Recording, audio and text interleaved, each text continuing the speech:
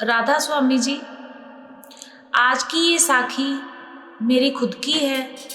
जो चीज़ मैंने खुद एक्सपीरियंस की, ये उस टाइम की बात है जब मास्टर पूरन सिंह जी डेरे में सेवा करवाते थे। पूरा सफाई का जो जितना भी काम था वो सारा मास्टर पूरन सिंह जी के अंडर में हुआ करता था। मैं और मेरी मम्मी अक्सर ही जब यहाँ से जथा जाता था तो सेवा पे जाते थे। उस टाइम पे जब हम सेवा के लिए गए तो सर्दी का टाइम था। मेरी मास्टर जी के साथ पहली सेवा थी, उसके बाद हमारा लगातार जाना हो गया उनके पास में। लेकिन मेरी मम्मी मास्टर जी के पास सेवा करने जाती थी, मैं उनके साथ फर्स्ट टाइम पे गई थी। उस टाइम मैं ग्रेजुएशन कर रही थी। पूरा मुझे अच्छे से पूरी कहानी याद है जो उस टाइम हुआ। तो आपको जैसे पता ही होगा कि जो मास्टर पूरन सिंह जी के अंडर सफाई की जाती है या जो भी सेवा की जाती है, वो सुबह तड़के ही वहाँ पे बुला लेते हैं। वो सबसे पहले अपने पास बुलाकर 4 बजे लगभग उनके पास सारे सेवादार, सारे जत्थे पहुँच जाते थे। तो जब मम्मी ने मुझे पहले दिन सेवा के लिए उठाया तो मैंने कहा, मम्मी इतनी जल्दी कौन सी सेवा करनी है, सारा दिन पड़ा हुआ है सेवा के लिए। तो अभी तो बहुत अंधेरा है और ठंड का टाइम था, सर्दी बहुत ज़्यादा थी। तो मैंने मम्मी को बहुत कहा, मैंने कहा मम्मी जी आप जाओ, मैं नहीं जाऊंगी। मम्मी बोली, नहीं फिर तू आई क्या करनी है अगर तुझे सेवा करने नहीं जाना। तो मैंने कहा, नहीं सेवा तो मुझे करनी है, पर इतनी सुबह सुबह कौन जाके सेवा करेगा। लेकिन मेरी मम्मी मानी नहीं और वो मुझे अपने साथ सेवा पर ले गई। जब मैं सेवा पर गई तो वहाँ पर देखा लाइनें लगी हुई थी। महाराज जी ने, जो पूरन सिंह चरण सिंह मास्टर जी हैं, उन्होंने सारी लाइनों में सारे जत्थे बिठाए हुए थे। फिर 4 बज गए तो सभी ने 4:30 बजे का टाइम हो गया तो सभी अपनी अपनी लाइनों में बैठकर मिस्सा प्रसादा छका। वहाँ पर हमने मक्के की रोटी थी, मिस्सी, और साथ में हमने चाय भी छकी। उसके बाद मास्टर जी ने साहब से पूछा कि कौन सेवा करने कहाँ जाएगा। कुछ सेवादार थे जो वो उन्होंने झाड़ू की सेवा पर भेजने थे, कुछ सेवादार उन्होंने लैट्रिन बाथरूम साफ करने के लिए भेजने थे, कुछ सेवादार उन्होंने मंडी में भेजने थे, कुछ सेवादार उन्होंने पंडालों में भेजने थे। अलग अलग जगह पर सेवा जानी थी। अब मेरे मन में वहाँ पर क्या आ रहा था कि हे बाबा जी, मेरी इतनी अरदास सुन लेना, कहीं मुझे बाथरूमों की सेवा ना मिल जाए। मुझसे वो सेवा तो होगी नहीं, तो मुझे ना बस बाथरूम की सेवा नहीं करनी, मुझे ना बस झाड़ू की सेवा करनी है। अब मालिक तो जानी जान है, वो तो सब जानता है कि मेरे अंदर क्या भावना थी, क्या चल रहा था। लेकिन मैं चुपचाप बैठी रही। सब वो जब बोलते थे कि इस सेवा पर कौन जाएगा, इस सेवा पर कौन जाएगा, जब कोई सेवा बोलती मैं खड़ी हो जाती, मास्टर जी मुझे फिर बिठा देते।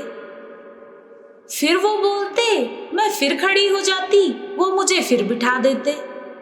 मैंने कहा, मास्टर जी सबको भेज रहे हैं, मुझे ही बार बार बिठा देते हैं।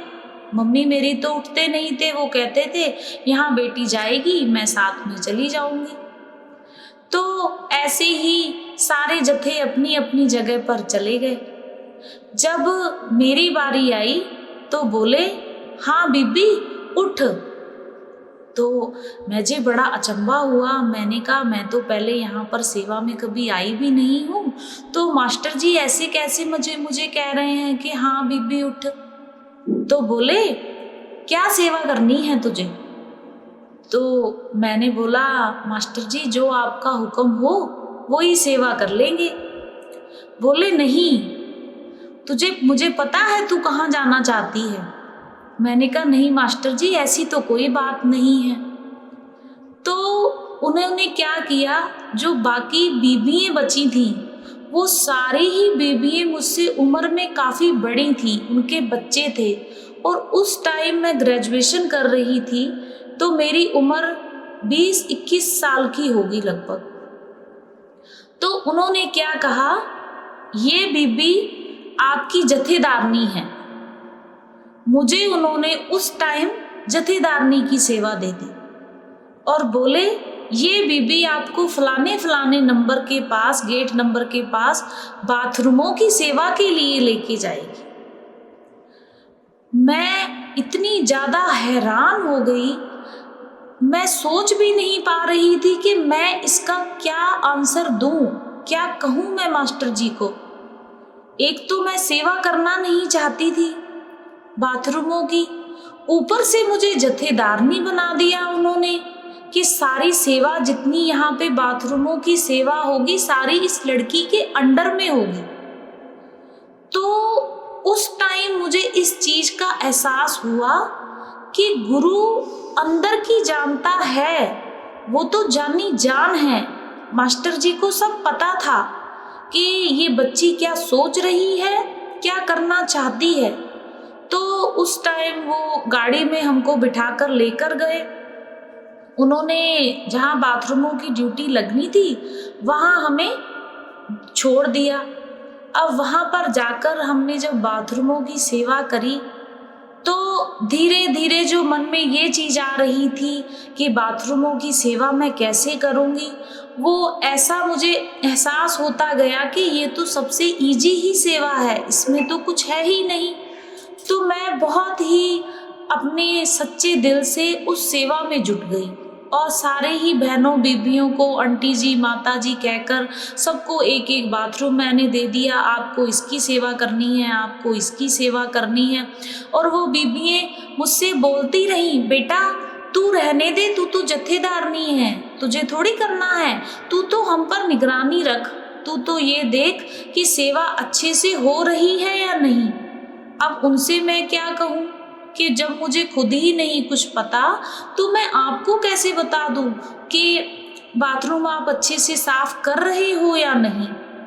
लेकिन फिर भी मेरी जितनी समझ थी मैंने वो उतनी सेवा की हमने। उसके बाद जब सत्संग का टाइम हो गया तो हम लोग मास्टर जी के पास चले गए। उसके बाद मैं और मेरी मम्मी सत्संग सुनने के लिए चले गए। लेकिन उसके बाद हम लोग लगातार 7 दिन तक हम लोगों ने मास्टर जी के पास सेवा करी। उसमें से मास्टर जी ने 3 दिन लगातार मुझे बाथरूमों की सेवा के लिए भेजा, जिसमें मैं उन सारी बीबियों बहनों को लेकर बाथरूमों की सेवा के लिए जाते थे। फिर चौथे दिन हमें मंड की सेवा दी गई, जहाँ पर हमने सूखा हुआ चारा काटना था। अब वहाँ मेरे मन में क्या ख्याल आता है, वहाँ मैं ये सोचती हूँ कि सेवा तो हम कर रहे थे, उसको सारी जो मंड में जितना सूखा घास था वो हम लोग काट रहे थे। लेकिन मुझे ये था कि ये तो बहुत दूर है और इसको काटने में हाथ छिल रहे थे। तो मैं क्या कर रही थी, मैंने सोचा कि मैं आराम से खड़ी हो जाती हूँ और ये जो बाकी बीबियाँ हैं ये अपनी सेवा कर ले। तो उस टाइम जब सेवा होती थी, सेवा के बाद मास्टर जी जहाँ भी सेवा चल रही होती थी शाम के टाइम मास्टर जी एक साखी जरूर सुनाया करते थे। तो उस साखी में उन्होंने एक साखी वहाँ पर सुनाई जो मैं आपको बताना चाहती हूँ। वहाँ पर उन्होंने सबसे पहले तो यही हमें एग्जाम्पल दिया कि जो सेवा आप ये सोच रहे हो कि आप सेवा कर रहे हो, नहीं, ये बाबा जी खुद आपसे करवा रहे हैं। नहीं तो उसके घर में इतना है कि यहाँ एक माचिस की तीली लगा दें तो पूरे मंड में जितना भी घास फूस है वो सारा एक बार में ही जल जाएगा, खत्म हो जाएगा।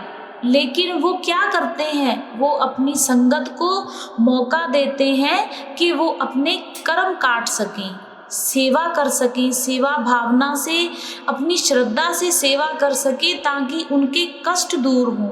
वो उनकी सारी जो शरीर की दिक्कतें हैं, बीमारियां हैं, उनके रोग हैं, उन सबको वो उस सेवा के जरिए ख़त्म कर देते हैं।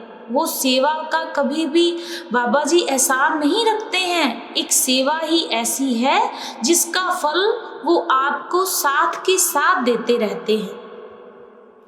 तब धीरे धीरे मेरी समझ में जैसे जैसे मैंने सेवा करनी शुरू करी, तब तब मुझे धीरे धीरे ये चीज़ें समझ में आने लगी कि उस मालिक में कितनी शक्ति है, वो क्या कर सकता है, उसमें इतनी पावर है कि वो हमारी अंदर की चीज़ों को भी जान सकता है। कई बार हम लोग दिखावे के लिए सेवा करते हैं, ब्यास में भी जाते हैं, कहीं और गुरुद्वारों मस्जिदों में भी जाते हैं, डेरों पे भी जाते हैं, वहाँ जाकर बहुत रगड़ रगड़ के सेवा करते हैं। लेकिन हम ये भूल जाते हैं कि ये हम सेवा शो ऑफ कर रहे हैं या उस मालिक को सच में हमारे अंदर इतना दर्द है, इतना उसके लिए वैराग है कि हम उस सेवा को उस नज़रिए से पेश कर रहे हैं, क्योंकि वो तो जानी जान है।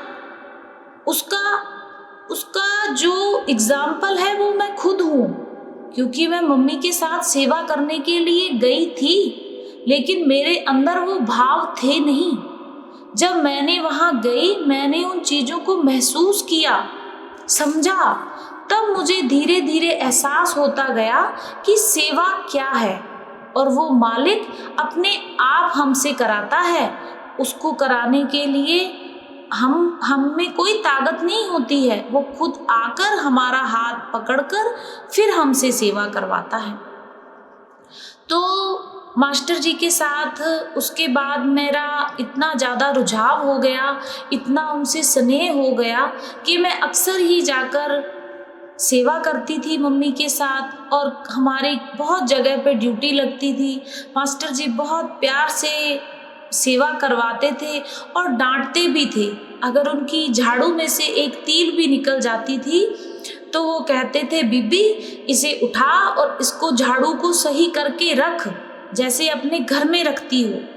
तो बहुत डंडे के साथ वो सेवा करवाते थे और सारी संगत बड़े प्यार से उनका कहना भी मानती थी और सेवा भी करती थी।